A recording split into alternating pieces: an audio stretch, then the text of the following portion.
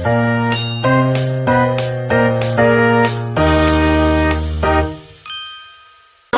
Aprilian Nasution ingin menjelaskan etika batuk yang baik dan benar. Baik, kita langsung saja.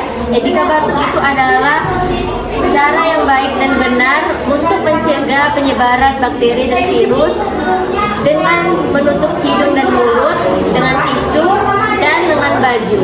Baik, tujuannya adalah untuk mencegah penyebaran bakteri dan virus melalui udara sehingga tidak menularkan kepada orang lain.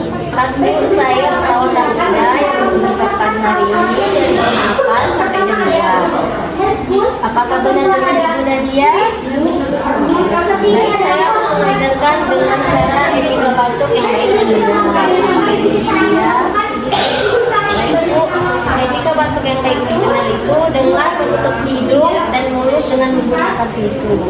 Hidung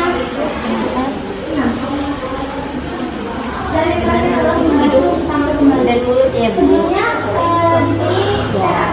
Lalu tisu yang sudah digunakan bisa dibuang ke tong sampah dan membersihkan tangan dengan air mengalir dan memakai masker. Dan dengan cara yang kedua itu dengan menutup lengan dengan baju, hidung dan mulut. Boleh Bu Ibu praktekkan? Iya.